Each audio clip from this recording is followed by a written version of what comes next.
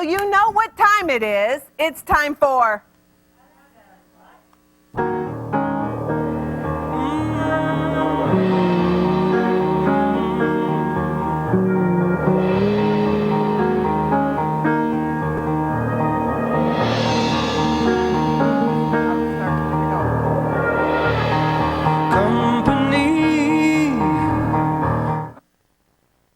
What?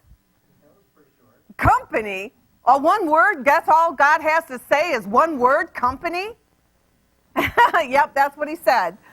Well, I want to talk about company for just a minute, but I guess I left the first page of my notes on that table. So sorry about that. But I want to just, when we think of company, what do you think of? What is it that you think of? Well, I think of several things because I teach business, so I think of a company being a business. I also think of company meaning visitors, right? But let me give you some other definitions. So a company is the presence of someone who brings comfort. How about that? So are you company, or are you going to have some company? Do you need company?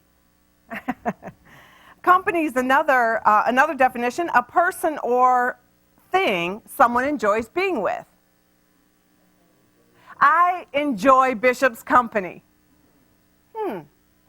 Sometimes you'll hear people say, I'm going along for the ride just to keep her company. You know, we all hear that, right? You know, she's good company. He's good company. So company can mean a lot of different things. It can mean companions or associates. It can be known as the company that you keep. Hello. In fact, I thought that's where God was going, where he was saying, well, what kind of company are you keeping anyway? What kind of people are you associating with? Because I know you know this, but you will be known by who you associate with. That's right. Your reputation is affected by those that you are close encountered with, those that you choose to keep company on a regular basis. Now, when I first got saved, you know, I was an adult, so you talk about changing your company. Because let's face it, friends, some company is just bad company. Okay. They're going in a different direction, and they want you to go in the direction they're going. So God said, what? Company. I want you to start paying attention to who you're spending time with. Because ultimately, it will change what you think and what you believe. Because when you change what you think, that begins to change what you believe. And people are constantly talking. Have you noticed? So that company that you're keeping, that you're spending time with, is influencing your life. Now, I believe that God wants us to be company. I believe that he is saying it's time that we be the company that influences others, that we be the company that people enjoy being around, that we be the company, hello, are you with me?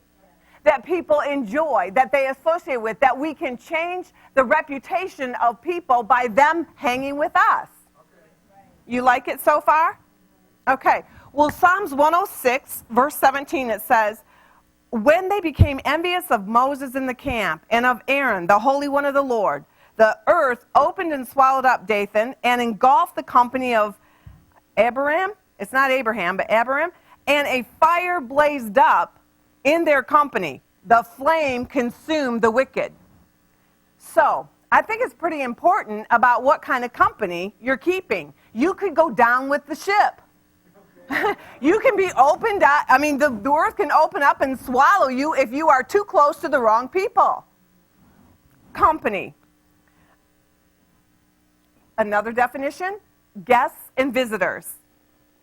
You know, we're going to have some company over for dinner. I remember when I was growing up, there were 5 girls in my family, and that's what we would always say, let's have some company over. You know, because all of my mom and dad's friends they had 5 kids too, 4 and 5 kids. So we always had someone new to play with.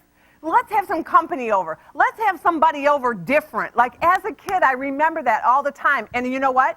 If we had them over for dinner, my mom went all out, brought out the china, made cinnamon rolls. I guess that was a staple when we had company. I don't know. And, you know, all these different things. And so as kids, we were like, yeah, man, we love cinnamon rolls, and we love to have new playmates. So company, some guests. Psalms 106, verse 17. 106, verse 17, and I read verse 18 as well. So, we have company because we need fellowship. God knows we needed fellowship, and so that's a good thing. Fellowship is not a bad thing. It's just be careful. Look at who you're fellowshipping with. And what is the purpose of this company? I teach high school. You know all that. I know you know that. But I can tell the change in a student when they change their company. Wow. I can hear the rebellion in their voice when they have changed their company. I can see their disobedience when they've changed their company. Wow.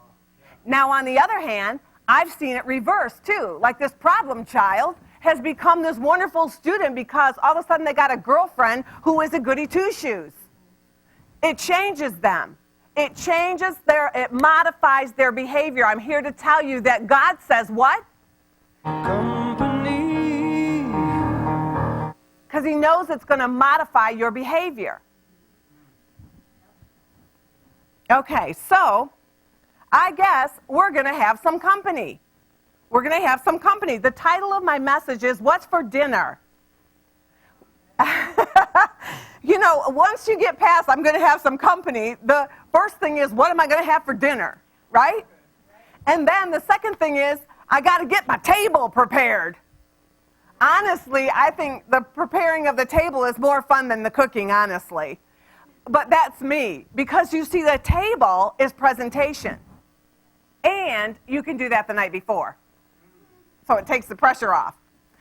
So what are we doing? Well, first of all, God is saying, I want you to pay attention to the company you're keeping, and I'm also letting you know that you're going to get some company.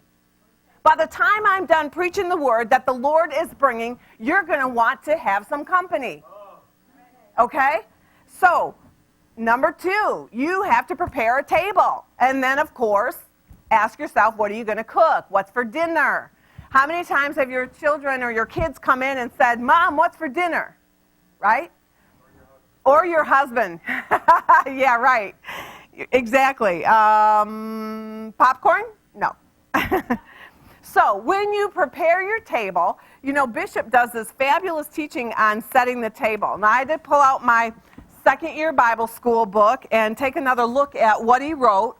And, you know, he says in here the table is the church.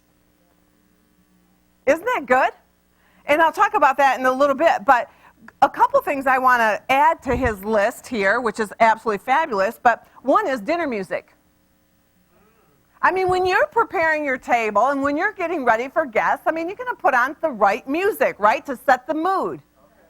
If you got some, you know, headbanging rock and roll, your company, it modifies the behavior of your company. Yeah. I know it does. Why do you think people listen to crazy, rowdy music when they work out? Because they got to get themselves pumped up. Right? It's almost like they got to get themselves even quasi-mean or something. I don't know. You know, it just, that's what they do. So dinner music. We got to get the right kind of music in people's ear. Bishop says the tablecloth is the deacons. That's great. That's the next thing. But one other thing that now I look at how I set my table, what I'm preparing for a presentation is, you know, those big chargers. You know what I'm talking about? They go underneath the big plate, and they make your table look spectacular. Do you know what I'm talking about? Okay, I'm looking for some feedback here online. No, not to be confused with the Dodge Charger. No, it is a Charger. It's a big plate. It's bigger than the big plate. It's like a platter, but it's under every single plate. It's awesome. It just like sets the presentation. It just brings it up 2 notches. Yeah, so then once you've got that beautiful presentation, then you have to put the meal on the table when your guests arrive. But my question to you is, what exactly is it that you're serving? You know, we serve a meal as in real food, but what else do we serve? When we purpose to have company, and God says we're going to have some company, you know, what is it that we purpose to put out there for them? The spread. What spread are we laying out there for them? You know, what is it that we want them to partake of, them to taste of, them to eat? You know, because do you like say nothing when you're eating? No, there's always conversation. Am I right? So, again, what's for dinner? Let me see. The Days of Awe. How about bornagainmap.com? How about bornagainmaponline.com? How about bami.org? How about Psalms 106? What is the conversation? What is it that beyond the tangible food that they're putting in their mouth, what else are they eating? Okay? So when you're having dinner with someone, the same is true. What else are you eating? They're serving you something, and let me tell you that you, as the host, you're serving them something. You're serving them something that you don't even know what you're serving, really, beyond the natural of food. Because they are always partaking of something beyond what is right here laid before them, that presentation. So I want to encourage you tonight that you're going to have some company. And the second thing, I want to make sure that you're serving the right thing. I want to make sure that you're not serving some old religious thing that you learned 20 years ago, but that you're serving something fresh, that you're serving something that testifies to how good God is, that you're laying out on the table for people testimonies after what it is that God has done in your life, what it is that you've seen that He's done in other people's lives. I want some fresh in there. Nothing is worse than, having people say the same old, same old. Oh, my goodness, I remember that in Sunday school. Hello? Right? In fact, I read another translation of a verse I'm going to share tonight, and I'll tell you, just a different way, different vocabulary certainly opens up your eyes. It opens up your ears. I haven't heard it like that before. You've got to come up with some fresh manna that they haven't heard it like that before. Now, the truth is always the truth, and that is the foundation. But how is it that you'll give the truth? How is it that you'll lay the truth out there? How is it that you'll whet their appetite for the truth? Are you hearing what I'm saying? Okay. So, the next thing is that I want to take you to a portion of Scripture about what David was saying, how God set a table and what kind of table He gave David. So, Psalms 23:5. Now, seriously, I know we all know this. We've been to a funeral or two, right? In fact, in Sunday school, we learned how to memorize it. But I want you to focus on verse 5, because this is what happened to me. I was in Walmart on Sunday. Say Sunday. This is fresh. This is fresh. I was in Walmart. My husband was with me. He never goes with me. I can't remember now why. Oh, I know. Because he wanted some chocolate. And he knows that I won't buy it unless he's with me. Then he can have his little treats. Junk. I'm telling on him. Anyway, so we were in Walmart, and lo and behold, it took us 2 hours to get out of there because we kept running into everyone we knew. I mean, we kept running into people. I don't know. Do you know that everybody goes to Walmart on Sunday afternoon? Now, this was late. This was probably six-ish. Okay, so it was late, maybe later than afternoon. But one person after another, and these were all people that were once associated with us. Company, associates, association. Are you with me? And, of course, we're interested in what they're doing, and they were very interested in letting us know that everything was just absolutely fabulous in their lives.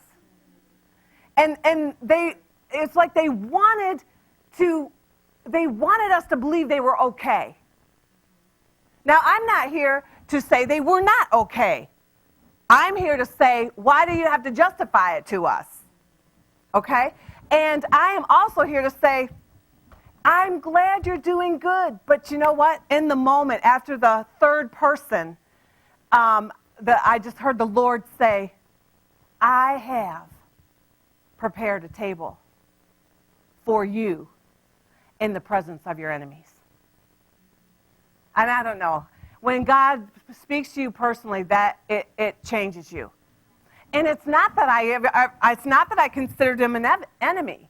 I didn't. But what I heard the Lord say is, people in the church today think that people outside the church are doing better, have more, are smarter, are more successful than those who are in the church, serving and doing what their purpose is. Maybe that's not you. Maybe you've never felt that way. Maybe you've never had the thought, why am I still here? Other people are not serving God. Other people are not, they have found a, quote, reason to walk away from God. Why am I still here, God? Why am I still thinking that you're all that? Well, let me tell you, the first person looked like, she's probably younger than me, looked like she was 70 years old. She was so whipped out. The next person was sitting in one of those motorized carts that they couldn't even walk. The next person had, gained 150 pounds since I had last seen this person. The last person was helping us carry our groceries out and loading them into our car, which was our SUV at the time, while they got into this old junker. I'm telling you, God said, I have prepared a table in the presence of your enemies. I have prepared a table for you in the presence of your enemies. Now, you don't have to get real spiritual about this. You can just say that God is doing something for me on my behalf because I am submitted and I am fulfilling the purpose that he has for my life.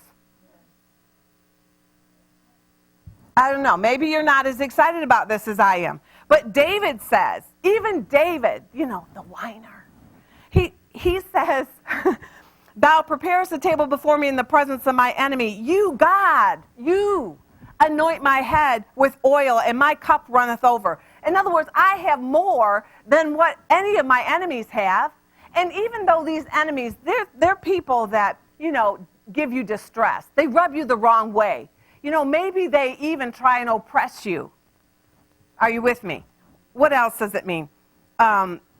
Enemy. They cause you to shut up because you think they're in a better place than you are.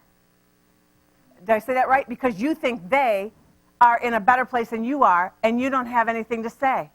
They cause you to shut up.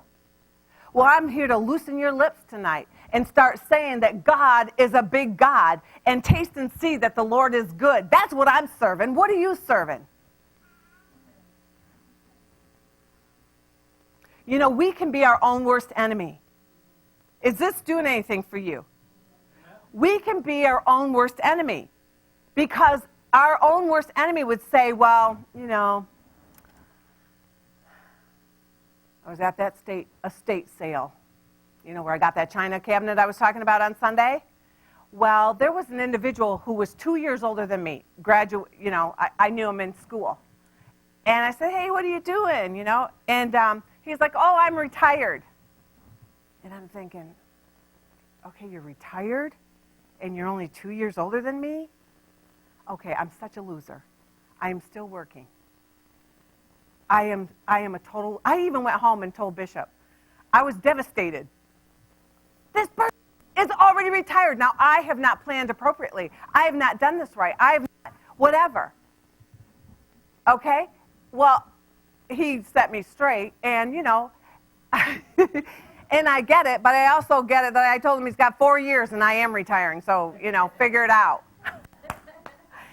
But you see, we're our own worst enemy because we immediately think based on some external circumstance that you are less than, and they are causing you to shut up because you don't want to say, oh, I'm still working. You don't want to say that you're less successful than what, quote, quote, what they look like because your life is different. Does anybody feel like that? So God says you don't have to be your own worst enemy anymore because I am in front of your enemies. I am displaying you right there in the presence of your enemies. I am arranging things. Okay? Prepared. I have prepared. This is God. I have prepared a table. That means he's arranged some things. He's laid it in order. He's furnished it. Now get this. He has ordained. God is furnishing this table. Did I mention that when I was in Walmart and I left, I felt like I knew, I understood how David felt, how grateful he was that God had provided, that God had prepared a table before him in the presence of his enemies. I felt so light, like so liberated, so much freedom in knowing. Now, come on. I know God, and I know he does. But, every now and then it's pretty good to get an experience that, it's just like the light comes on, and it's like, wow, yeah. Okay, yeah, I'm still working. But, God, you have provided. God, you have done me good. You have ordained me. You have furnished for me. Are you ready? Are you hearing? Okay. So, God has prepared this table before you.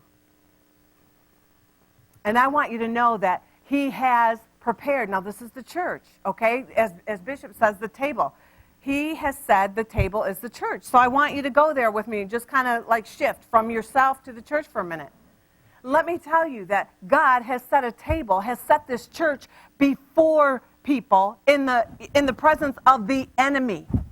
He has set the church in such a place that the enemy just like cannot shut it up. You can't shut the church up. Now, the church is the called out ones. You'll learn that in first-year Bible school. First steps in ministry, ecclesia, the church, the called out ones. If you are the called out ones, the enemy cannot shut you up. So it's about time we start loose your lips and start testifying and saying all the great things that God has done and that he is doing, and that you see and your mind stays on those things. And you thank him for the table that he has set you in. Come on, set you in. The purpose he has set you in before your enemies. I'm here to tell you the church is the place that is being set, in order before the enemies. Now, the enemy is anyone that is contrary to what, to what the church is. Don't believe like you believe. I don't believe at all. Fill in the blank. Whatever it might be. But if he can keep the church silent, he wins. But that's not what God is saying today. God is saying, I'm going to bring you some company. Now, you might have to open up your lips and invite some company. Okay, you might have to open up your mouth and start talking about God. You might have to serve some things, serve some new things. I don't know, how many of you go back to the old recipes that you had? It's so funny that I happen to have a recipe in my Bible. Now, what's up with that? But broccoli casserole, broccoli and cauliflower casserole. How many of you go back and want and just as comfortable to serve the same thing? Well, God's saying, I am preparing a table. Now, listen to me. You cannot serve what you've always served. There is something new and fresh on the table today, and that is what you have to serve. You have to be able to open up your mouth and serve what is fresh, and I'm telling you, you're going to experience the harvest in this season. It is still harvest season. Now, in the next 4 weeks, if you're sitting there alone, then you've had no harvest. Because harvest, like I said on Sunday, is really souls. If you're not weeping for those souls, there will be no harvest. If you're not serving something new and fresh, those lost souls, come on, what are they? They're still going to be lost. That should make you tear up. I'm encouraged tonight because God says that I have, past tense, prepared a table in the presence of your enemies. So stand up and say something, will you? Stand up and say what God says. Stand up and serve a new course. A new course. Stand up and serve Bible school. Stand up and serve Come on, you fill in the blank. The Feast of Weeks. Stand up and serve the next online course that's being offered. Get a new recipe and throw your old recipe away. Because, you know, when we look at the church, it's not really, it really doesn't taste that good, does it? Don't you get tired of it? It's not maybe that it doesn't taste bad, but you get tired of it. People that eat the same thing all day, like all week, I don't get it. Like I know someone, they prepare their meals Sunday night. It's the same thing 5 days in a row for lunch. I can't do that. I would get tired of that. Yeah, if you want to wear yourself out on chicken, just have it every day. I don't care. You've tried to, you know, diversify the way you prepare it, but it's still chicken. So we've got to have a new recipe. And I'm here to tell you that I think you have a new recipe, and I just want you to start making it and inviting some company. Okay, so what's for dinner? What is for dinner? I'm hearing broccoli and cauliflower. So, company. Prepare your table. Serve something new. And know that you are not less than your enemies. In fact, you are more if you will step up and look at what it really is. See it for what it is. People can talk a good game, but if you know the Spirit, you can see beneath that. Even if on the outside things look great, you know what? You have the discernment of spirits. It's a gift of the Spirit. You know. I have gotten so familiar with people that lie. I know in a minute when people lie. It's just something, because I hate liars. We're not supposed to hate, are we? I really despise liars. Is that better? Does that sound nicer? No, if you don't have the courage to tell me the truth, then just don't say anything. Don't lie. Thou shalt not bear false witness. That's a very shallow understanding of that commandment. Bishop does it. You can't believe how practical he taught that. You know, but I'm coming back to, you got to open up your mouth and serve something fresh. And you have to know that God has done you good. And you just have to know that. You have to look at your life and really count your blessings and see that God has done all that He said He would. He's furnished your life. He's furnished your table. He's furnished it. Maybe you feel incomplete. Maybe you feel like you're missing the glasses. Maybe you feel like you're missing all the fancy, serving dishes. I don't know what it is that you think you're missing on your table, but I'm here to tell you whatever it is that you are missing to serve that gourmet new recipe that God wants you to serve, He's here to impart it to you tonight. He's here to give it to you tonight, to make sure that you're confident and that you know that He is preparing this table. How many of you have ever prepared it the way you wanted to? And then what has it produced? I mean, seriously, what has your table produced?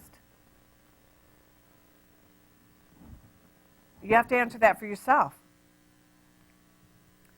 So, I want to invite you to ask for prayer online. I'm going to pray for everybody, but I want to invite you to ask for prayer online. If there's something that you need, that you feel like your table's not prepared. I mean, because the Word says God hath prepared a table. But if for some reason you're thinking your table is not prepared, I want you to chat in online. I want you to get up here to the altar. I want you to do what you need to do. Raise your hands.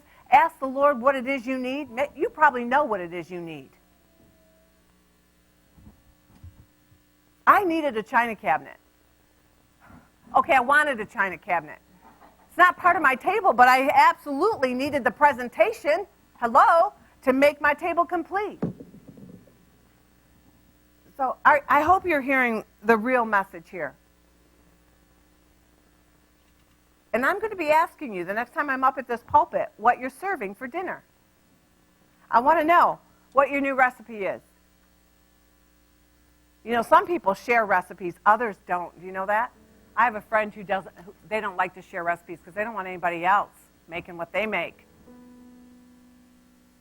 There's a problem there. I hope you've heard that the Lord wants to encourage you today.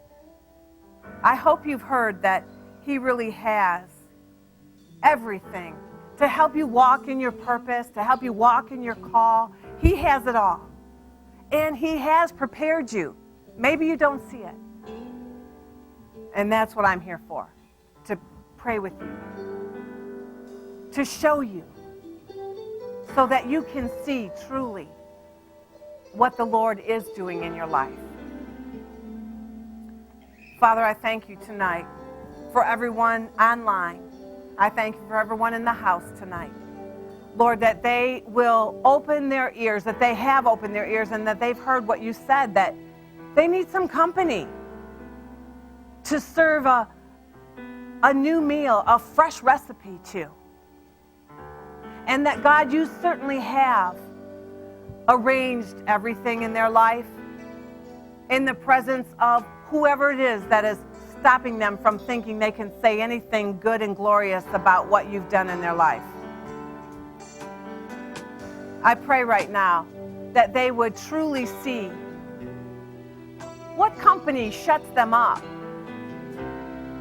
and stay away from that company, or ask you, God, for some boldness to stand up and recognize that I have something to say based on my Father. He owns everything.